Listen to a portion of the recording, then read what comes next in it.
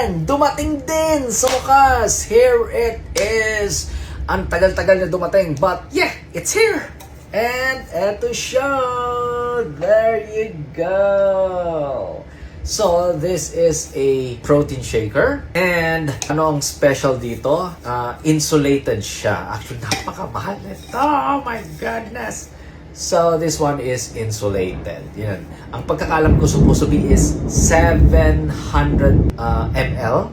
But for some reason na nakalagay dito sa indicator niya sa loob, I don't know if you can see it, guys, 600 or 20 on. Pero, okay, sige, anyway. Pero yeah, so, pikit mata kung binili na lang ito.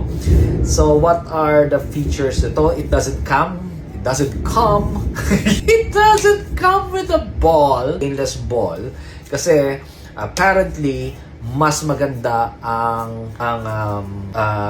mixing neto because it is in a cylinder. So this one, mayroon siya mga feature na pang plastic din. Pero I like yung insulated. So according to them, it will last for 12 hours yung lamig. And at the same time, aside sa mas mabilis siyang mag-shake, you can apparently shake a banana.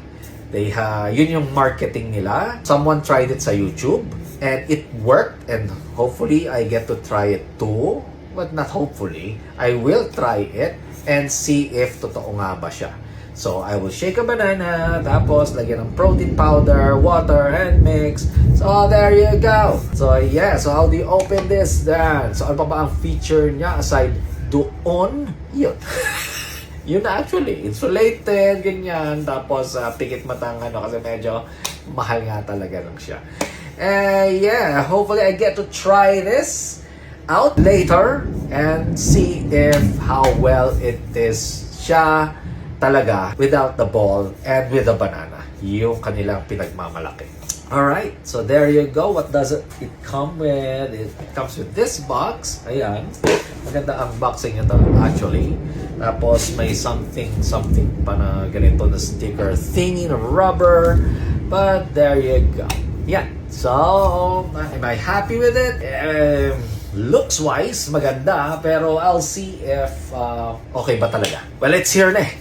So, hopefully it will be okay. Mahal pa. But, ang sarap hawakan. Alright! Thank you!